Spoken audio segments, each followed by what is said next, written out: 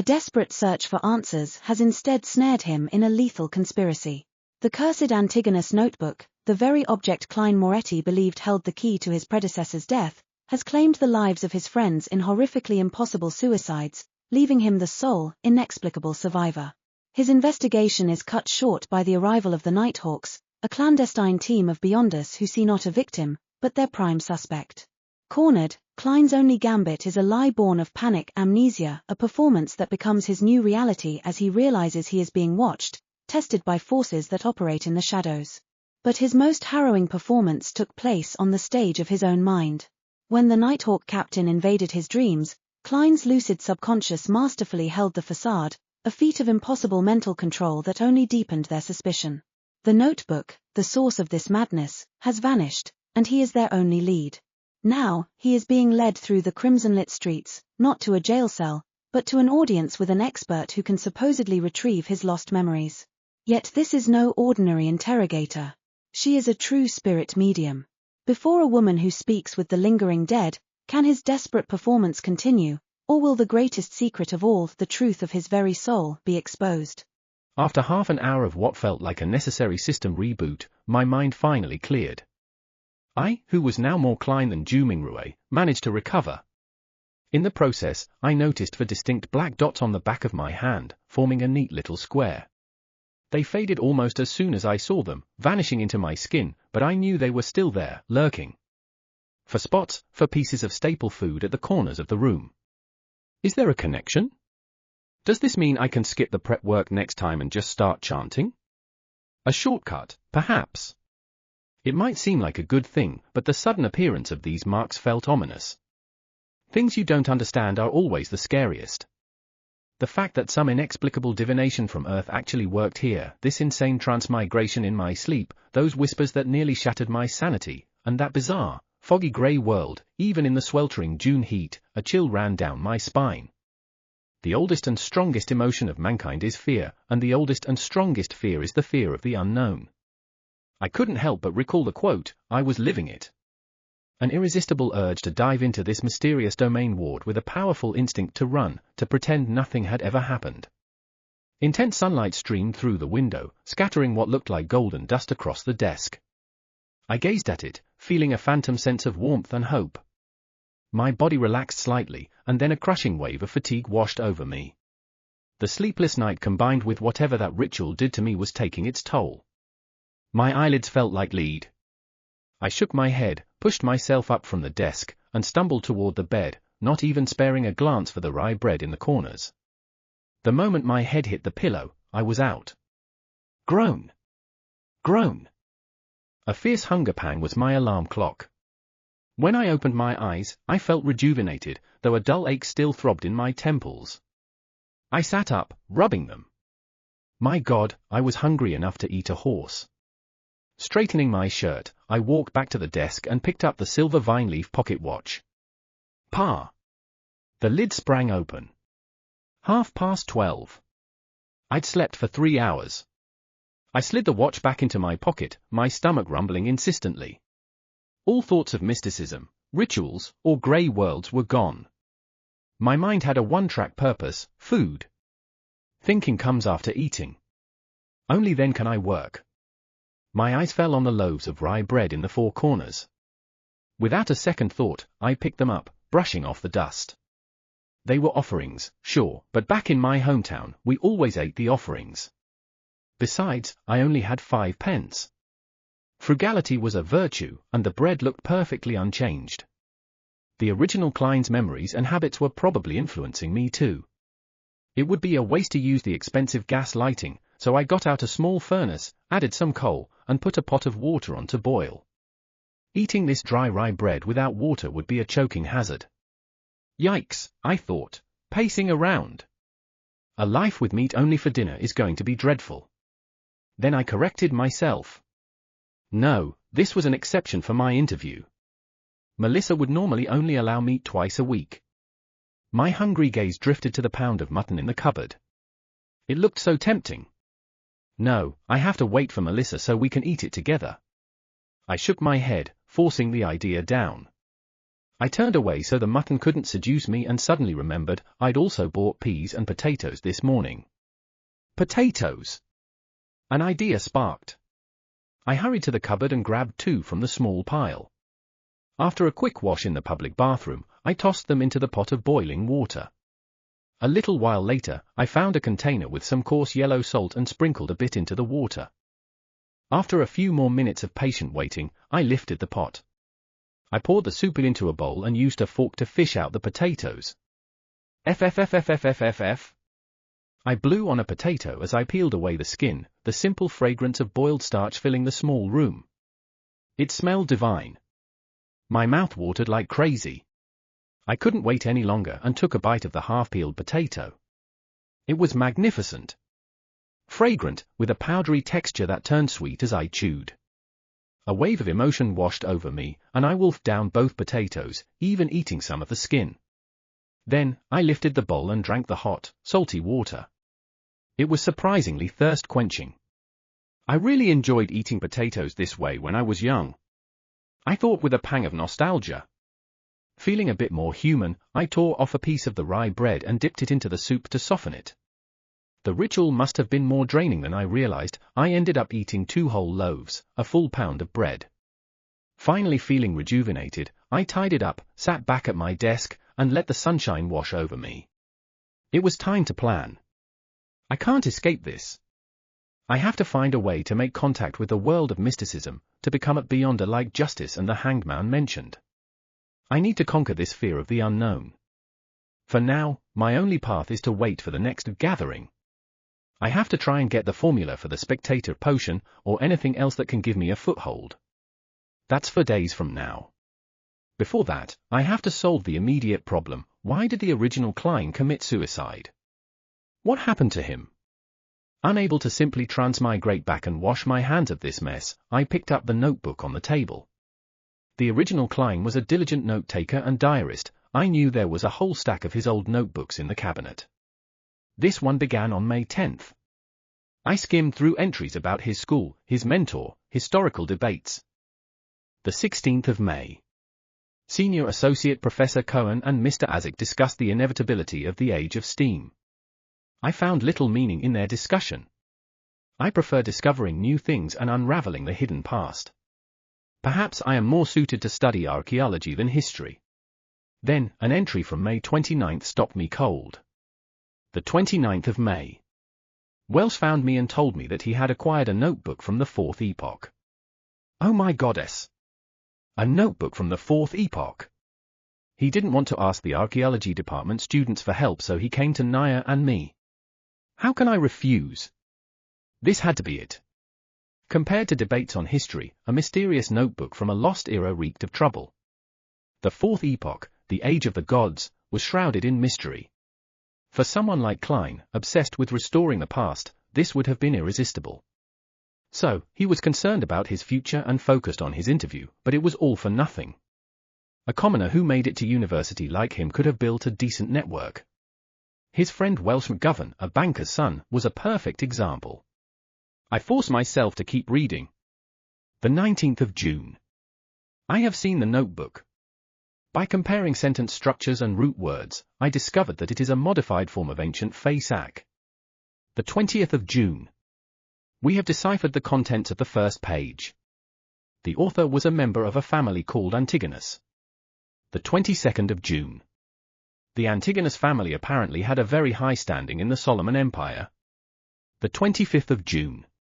From the new deciphered content, the author had accepted a mission to visit the nation of the Evernites situated at the summit of the highest peak of the Hornaces mountain range. Oh my goddess! How can a nation exist at the summit of that peak which is over 6,000 meters above sea level? The 26th of June. Are these strange things real? The record ended there. I transmigrated in the early hours of the 28th. That meant there had to be an entry for June 27th. That one line I first saw when I woke up. Everyone will die, including me. A shiver ran through me as the pieces clicked into place. To solve this mystery, I had to visit Welsh and see that ancient notebook for myself. But every novel, movie, and TV show I'd ever seen told me this was a terrible idea. This is how the protagonist gets himself killed, investigating the haunted castle despite all the warnings. But I had to go. Running wouldn't solve anything. It would just let the problem fester until it completely drowned me. Should I call the police? What would I even say? That the previous owner of this body committed suicide because of a spooky book? They'd think I was insane.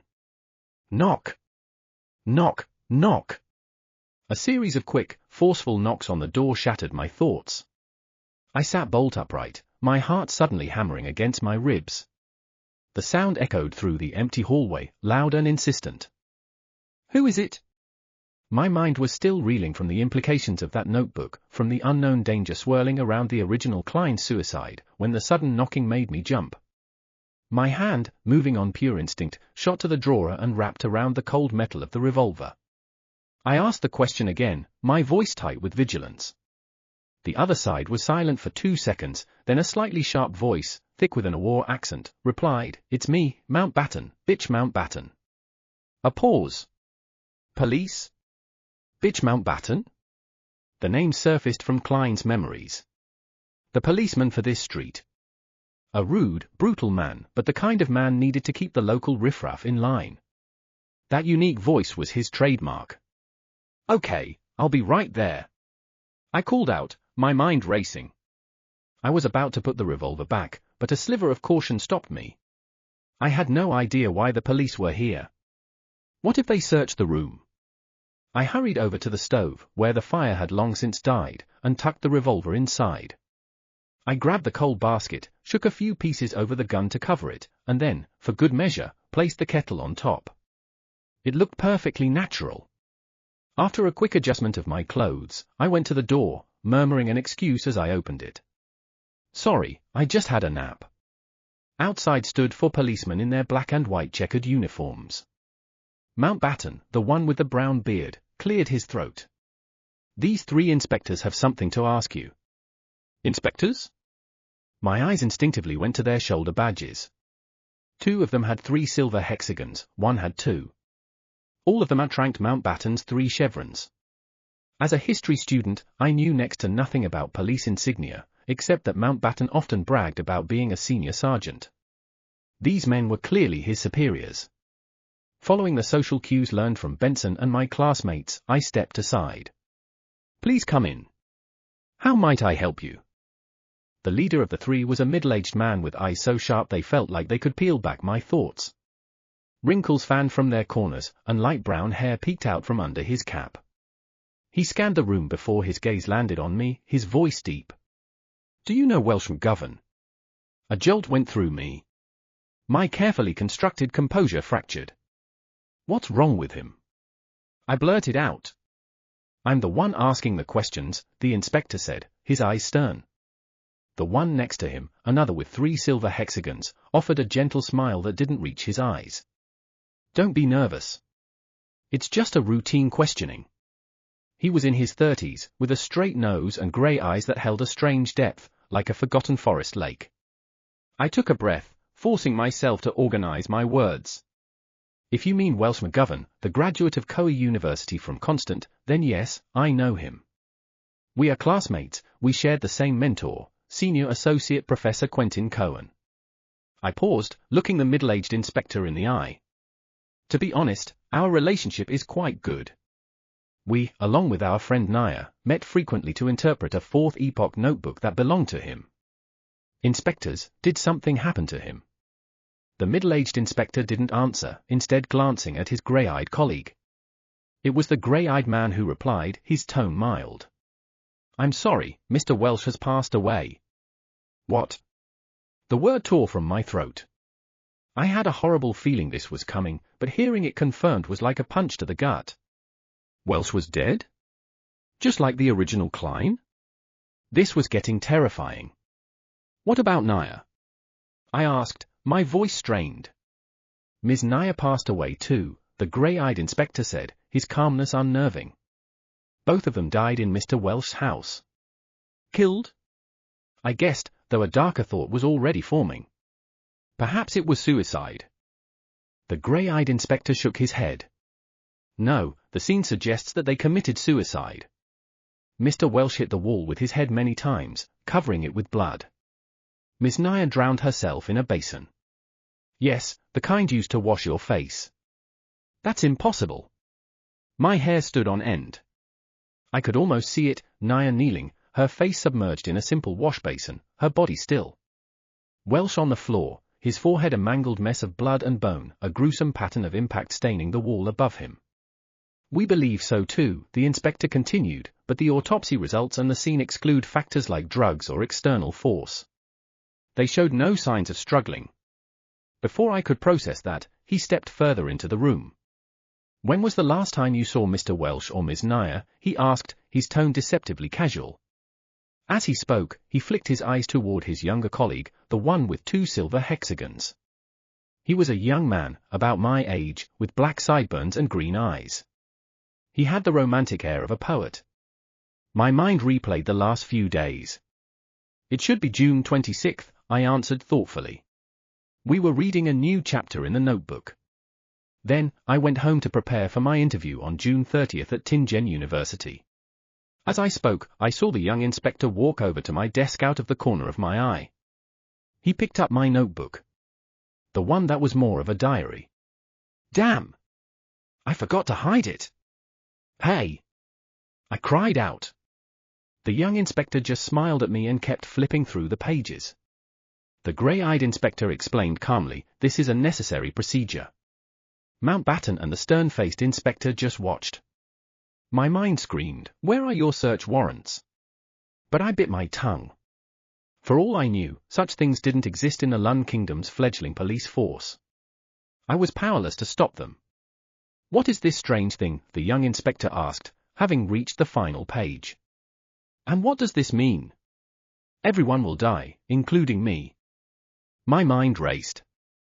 I could try to quibble, argue that it's a simple fact of life. But then an idea, a desperate gamble, sparked.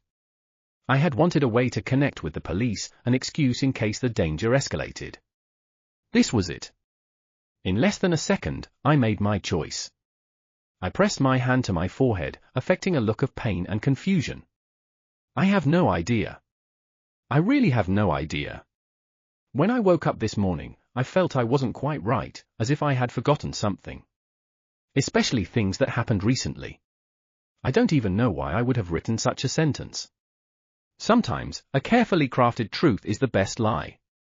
That is ridiculous. Do you think we are fools? Mountbatten exploded.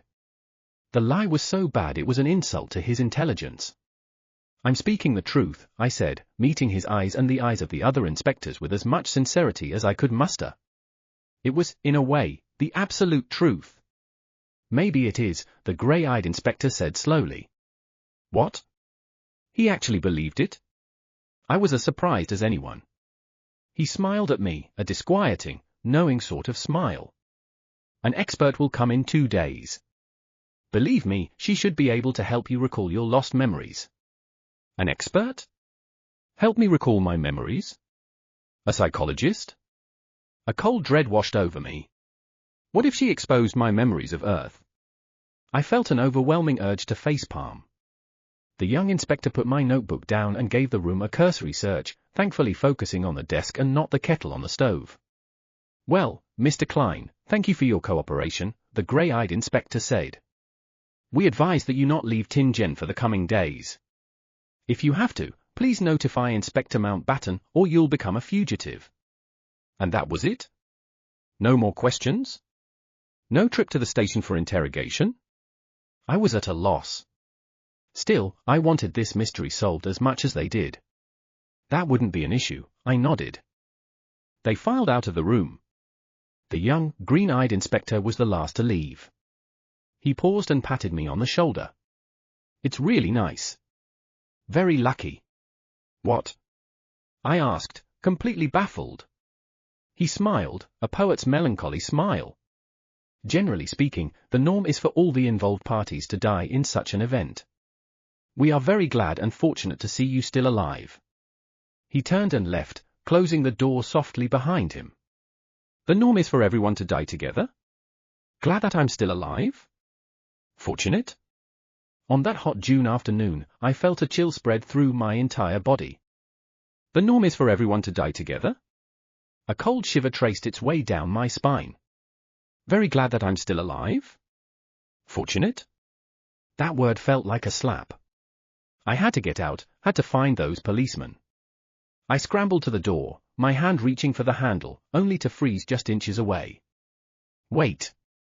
That officer's description of the scene was utterly horrifying, a clear warning of the danger I was in. So why didn't they offer to protect me? I was their key witness, their most important lead. Leaving me here alone, wasn't that ridiculously careless? Unless... My mind raced, sifting through possibilities.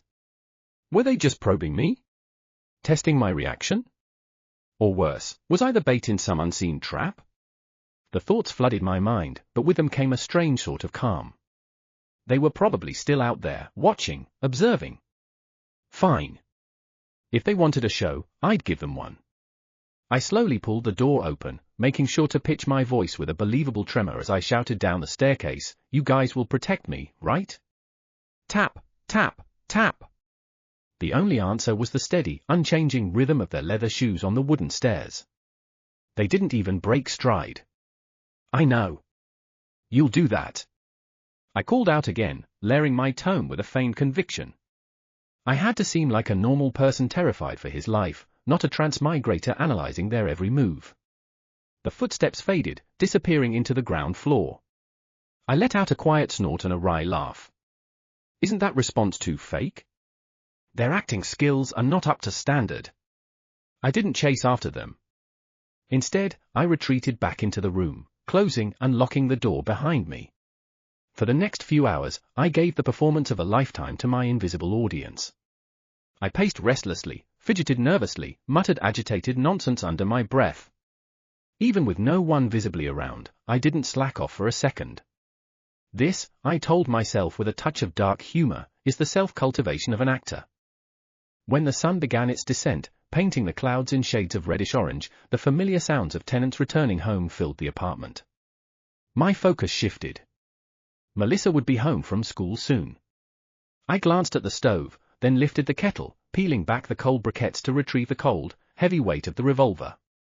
Without a moment's hesitation, I knelt by the double-deck bed. My fingers found the staggered wooden support strips beneath it.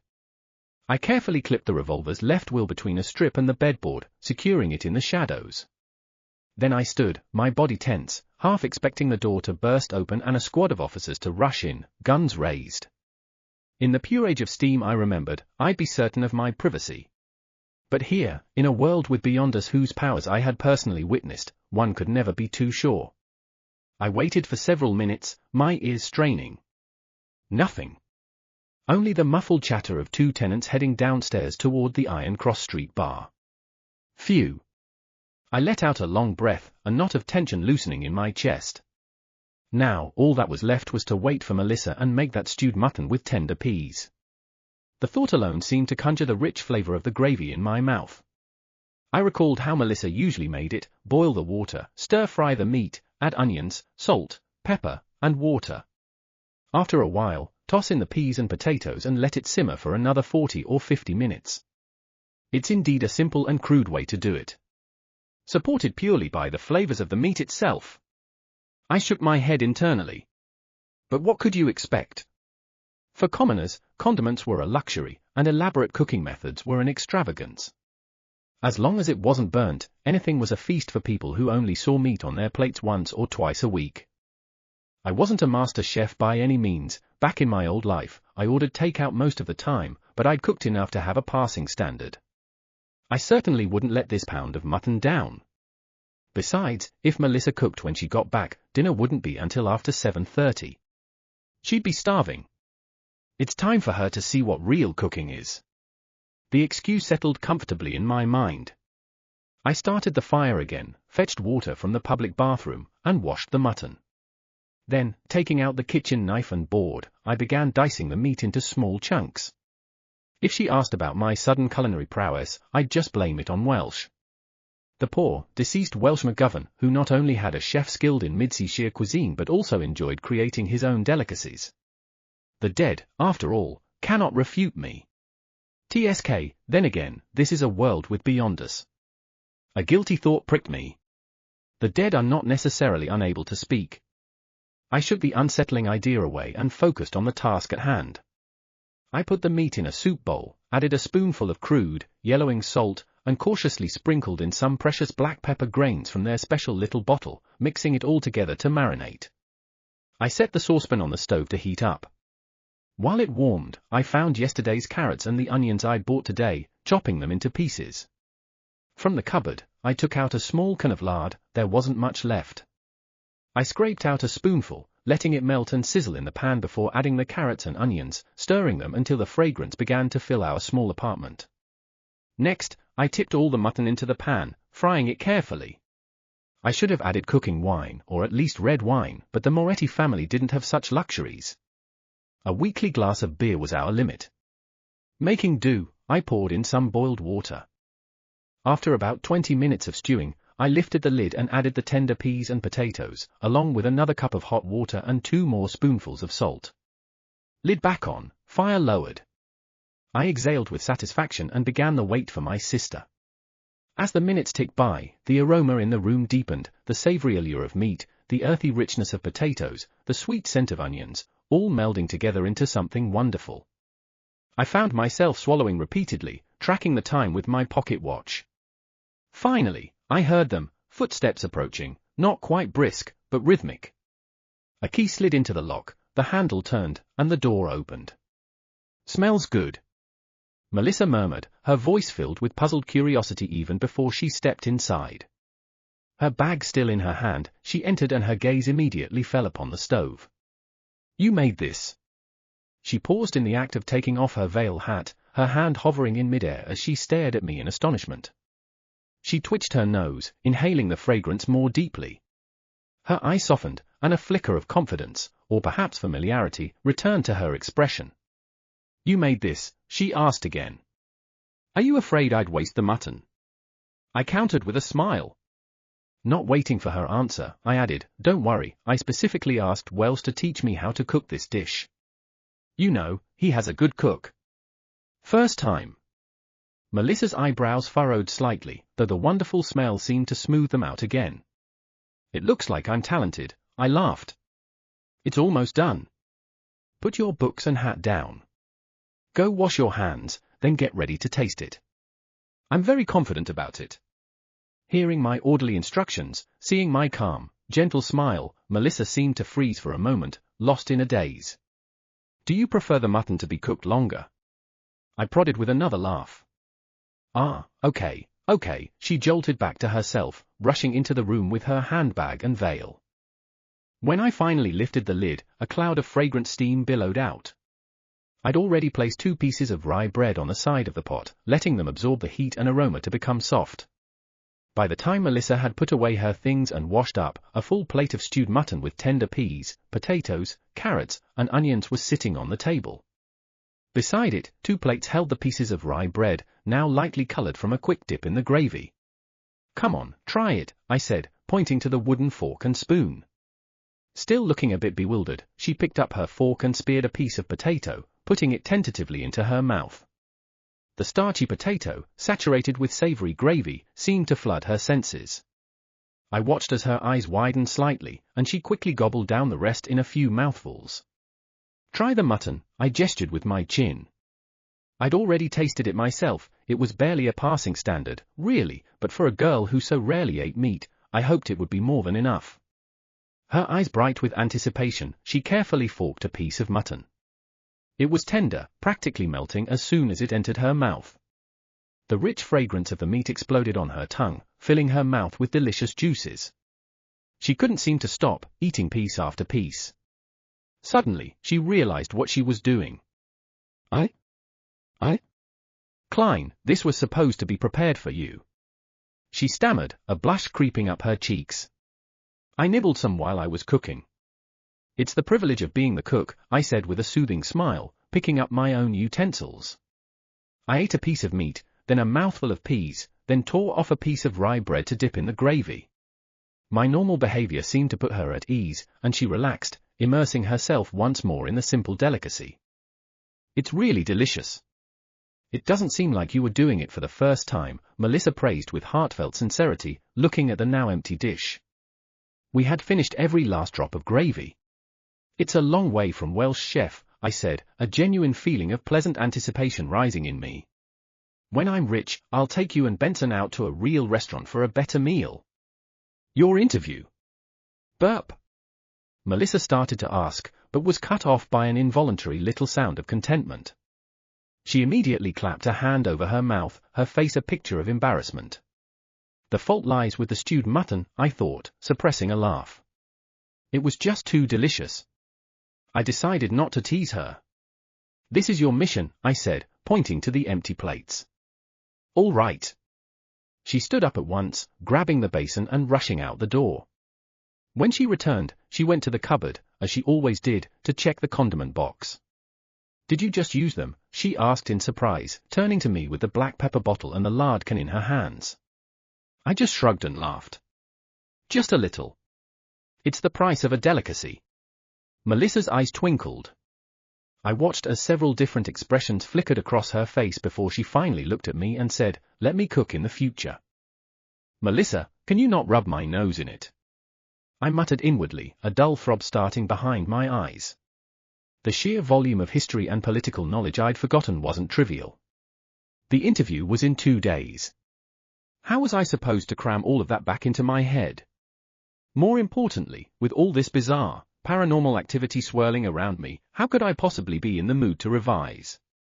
I gave my sister some perfunctory answer and arranged my face into the mask of a diligent student. She moved a chair over to sit beside me, and under the gentle glow of the gas lamp, she started on her own assignments. The room fell into a serene quiet. When it was nearly 11, we bade each other good night and went to our separate beds. Knock. Knock. Knock. Heavy pounding on the door ripped me from my dreams. I squinted at the window, seeing the first faint glimmer of dawn painting the sky. Look at the time now. Why didn't Melissa wake me up? I thought in a daze as I flipped over and sat up. Who is it? It's me. Dunn Smith, a deep voice replied from the other side of the door. Dunn Smith? Don't know him. I swung my legs off the bed, shaking my head to clear the fog of sleep as I walked to the door. When I opened it, the grey-eyed police inspector from yesterday was standing there. A jolt of alarm went through me. Is there something wrong? His expression was stern. We found a carriage driver. He testified that you had gone to Mr. Welsh's place on the 27th, the day when Mr. Welsh and Miss Naya died. Furthermore, Mr. Welsh was the one who paid for your transportation fees. I was startled, but not with the fear or guilt of a liar being exposed. I hadn't been lying. No, this was the shock of a horrifying new truth. So, on June 27th, the original Klein had gone to Welsh's. And on the night he returned, he put a gun to his head and killed himself, in the exact same manner as Welsh and Naya. I managed a forced smile. This is insufficient evidence. It does not directly prove that I am associated with the death of Welsh and Naya. Honestly speaking, I'm also very curious about the whole incident. I want to know what exactly happened to my 2 poor friends. But, I really can't remember. In fact, I have almost completely forgotten what I had done on the 27th.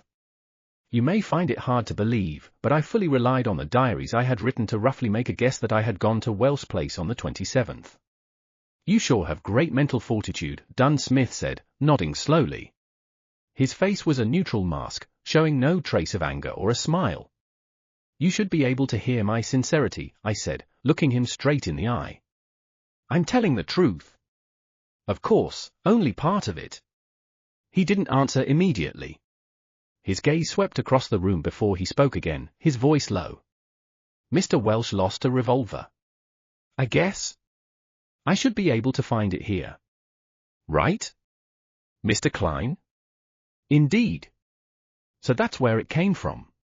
The pieces clicked into place, and in an instant, I knew what I had to do. Raising my hands halfway in a gesture of surrender, I stepped back, clearing a path. I motioned with my chin towards the bunk bed. Behind the bedboard. I didn't specify the bottom deck, it was the only logical place. Hiding something on the upper deck would be far too obvious. Dunsmith didn't move. The corner of his mouth twitched. Nothing to add on. There is, I replied without a sliver of hesitation. Yesterday, when I woke up in the middle of the night, I realized I was laying on my desk with a revolver beside me. There was a bullet at the corner of the room. It was as if I had committed suicide. But due to a lack of experience of never having used a gun, or maybe I was too scared at the final moment. Anyway, the bullet did not achieve the desired result. My head is still in its place. I am still alive now. And since then, I have lost some memories, including what I saw and did at Welsh Place on the 27th. I'm not lying. I really can't remember. To be cleared as a suspect, to get rid of this supernatural nightmare clinging to me, I laid out almost everything. Everything except the transmigration and the gathering.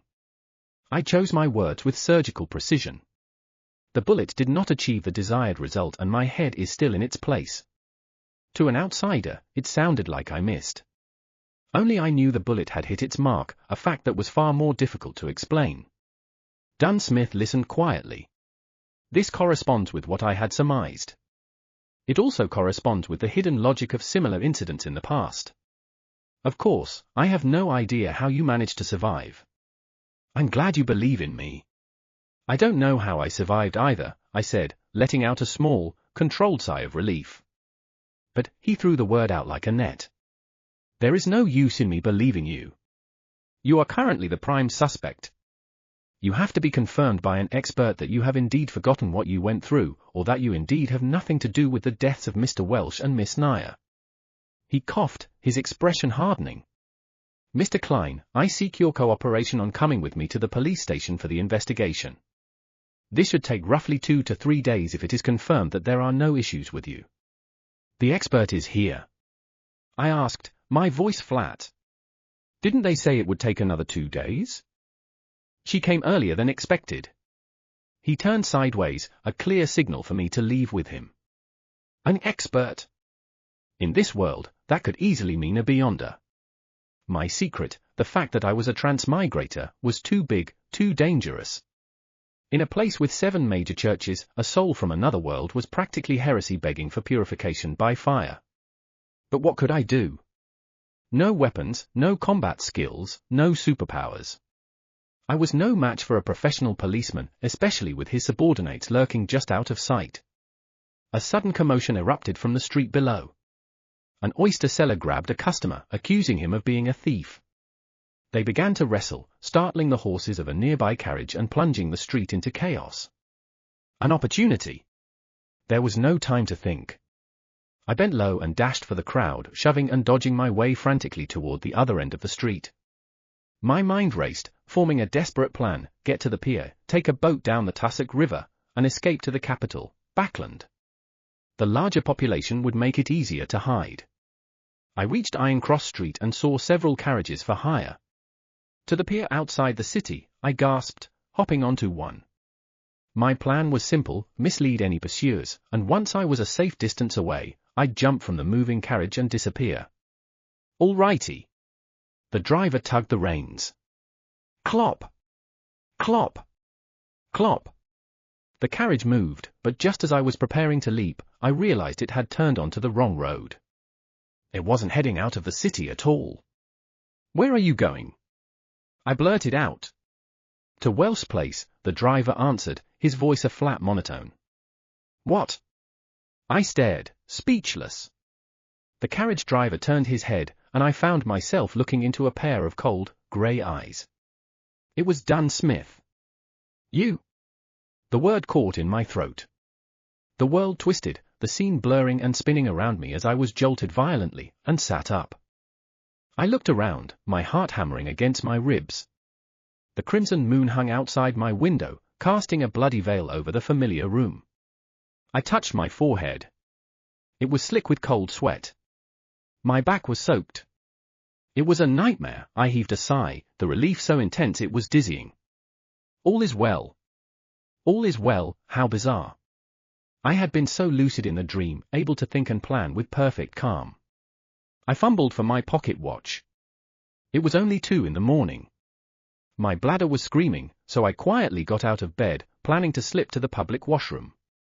I opened the door and crept along the dark corridor. The crimson moonlight filtered through the windows, casting long, eerie shadows. And then I saw it. A silhouette, standing by the window at the far end of the corridor. It was wearing a black windbreaker, shorter than a coat but longer than a jacket. It was half hidden in the darkness, bathed in that same crimson moonlight from my dream. Slowly, the silhouette turned. My blood ran cold as I saw its eyes, deep, grey, and utterly chilling. Dunn Smith. Plop! I couldn't help but take a step back. For a dizzying moment, I was utterly lost, unsure if I was truly awake or still trapped in the clutches of some bizarre dream. The silhouette before me took off his black top hat, bowing slightly. A faint smile touched his lips. Reintroducing myself, Nighthawk, Dunn Smith. Nighthawk? The name slammed into my mind with the force of a physical blow. That was one of the code names for the Church of the Evernight Goddess Beyonder teams, the very ones a justice under the Hanged Man they had mentioned. The connection sparked, and a horrifying realization dawned. You can control dreams, I exclaimed, the pieces clicking into place. You just made me dream of that. Dunn Smith placed his black hat back on his head, concealing a hairline that was beginning a strategic retreat. His grey eyes, deep and assessing, met mine. No, I only entered your dream and made the necessary guidance. His voice was a deep, soothing baritone that resonated through the dimly lit corridor without seeming to disturb the sleeping apartments around us.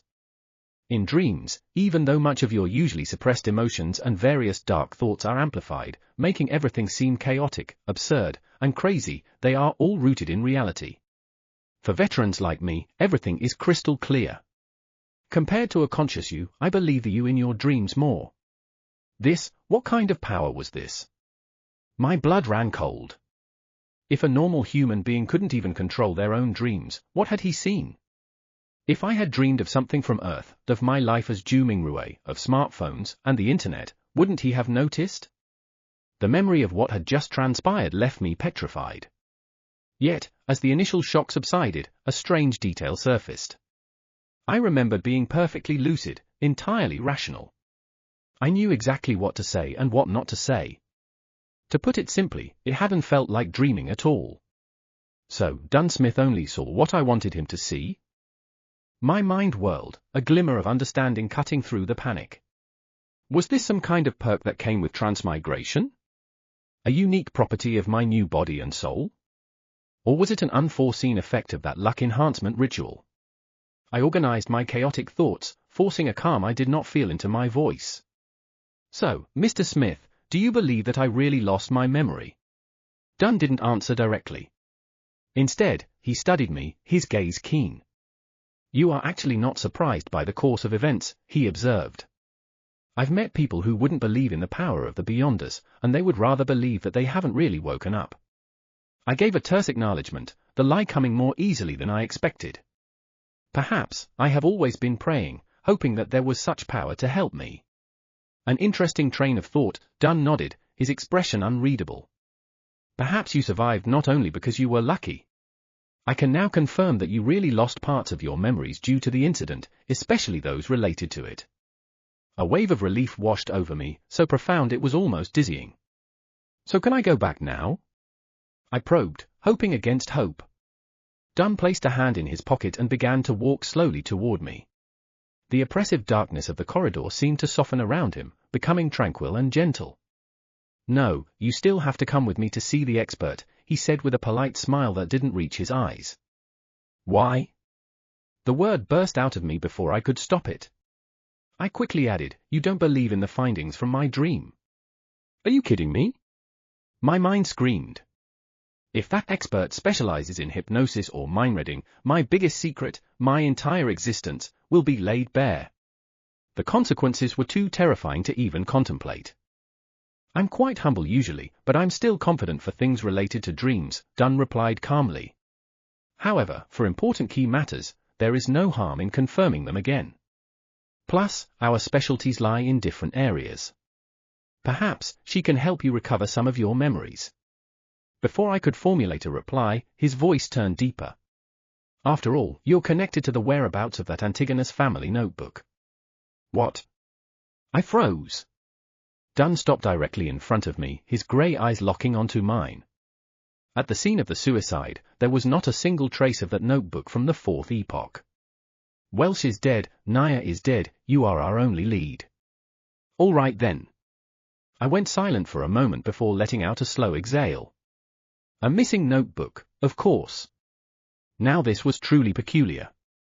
How had I not even considered the whereabouts of that cursed book? Dunn nodded slightly, walking past me. Lock your door and come with me to Welsh's apartment, the expert is waiting for us there. I took a silent breath, my heart thumping wildly against my ribs. A primal, desperate urge to decline, to run, seized me. But I knew it was useless. After what just happened in my dream, Dunn Smith's guard would be impossibly high. The gap in strength between a normal human and a beyonder was a chasm I could not cross with force. He definitely had a revolver, and he would know how to use it far better than I. My thoughts flashed through a dozen useless scenarios before I finally bowed to the inevitable. All right. Sigh. I can only take this one step at a time and see what happens. Maybe that miraculous power from my dream will take effect again. Then let's go, Dunn said, his tone indifferent. I turned and followed. After taking 2 steps, I suddenly stopped. Mr. Smith, I would like to use the bathroom first. It was, after all, the reason I'd left my room in the first place. Dunn didn't stop me, but his keen look felt like it was peeling back the layers of my composure. No problem, Klein. Believe me, I am far more powerful than you can imagine in the dark night. In the dark night. I silently repeated the phrase, a chill running down my spine. I made no reckless attempt to escape. I honestly relieved myself, then splashed cold water on my face, letting the shock of it calm the frantic beating of my heart.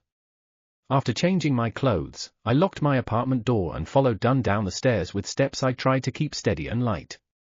In the tranquil quiet of the stairwell, Dunn Smith suddenly spoke. At the end of the dream, why did you try to escape? What were you afraid of? An answer formed on my lips almost instantly. I do not remember what I did at Welsh's place, nor do I remember if I was directly involved in Welsh's and Naya's deaths. I was afraid that if it was really proven to be my doing, I would rather gamble and escape. I can then start anew in the southern continent.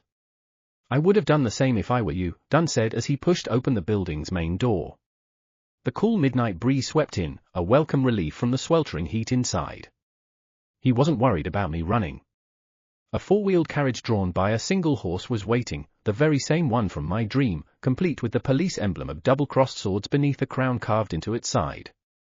I followed him into the carriage. A thick carpet muffled our steps, and the air was filled with a soothing fragrance. I sat down, my mind racing for a topic, a way to probe for more information. Mr. Smith, what if, and I mean if, that expert confirms that I have really forgotten a part of my memories? And that there is no other evidence which points to me being the perpetrator or a victim, would this be over? In theory, yes. We will try to search for the notebook through other means. As long as it exists, it can be found, Dunn Smith said, an unusual, almost self-derisive smile on his face. Of course, before that, we will have to make sure you are not cursed or have any scent of cacodemons and that there are no related psychological problems lingering.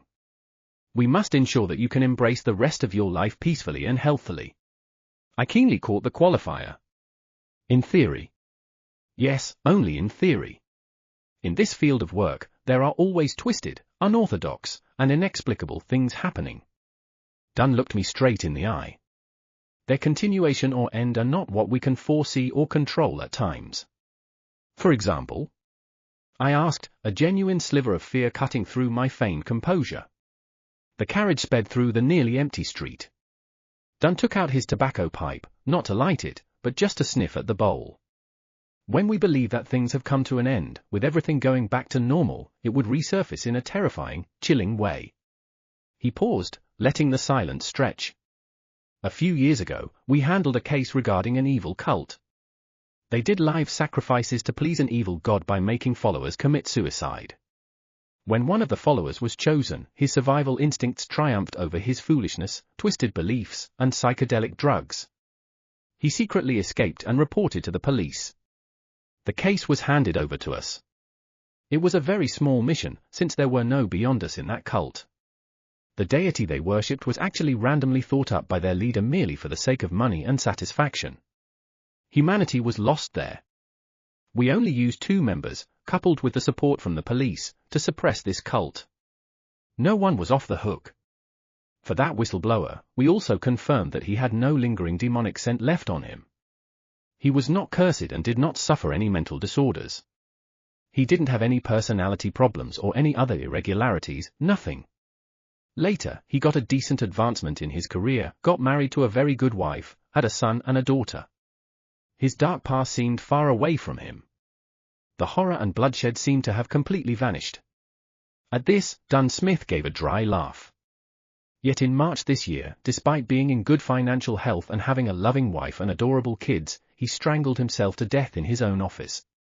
The crimson moonlight shining through the carriage window cast his face in a ghastly light. At that moment, his self-derisive smile made me feel an unspeakable, bone-deep horror. Strangled himself to death, I drew in a silent gasp of cool air, as if seeing a vision of my own tragic end. Even if I escape this, is it only temporary? Is there any way to resolve this completely? The only answer that came to mind was as terrifying as it was logical: become a beyonder to fight it. The carriage returned to silence, the only sound the clatter of hooves on stone. Countless thoughts welled up, each more grim than the last. Just as I made up my mind to ask him if there were any true solutions, the carriage jolted to a halt. "Mr. Smith, we have reached Welsh's apartment," the driver's voice called from outside. "Let's get down." Dunn straightened his black coat that reached his knees. "Oh, let me introduce beforehand, the official disguise of that expert is the most renowned spirit medium of a war county." I suppressed my other thoughts, my curiosity piqued despite my fear. "Then what is her actual identity?" Dunn half turned his body, looking back at me over his shoulder. His grey eyes were abstruse, holding secrets I couldn't begin to fathom. "A true spirit medium,"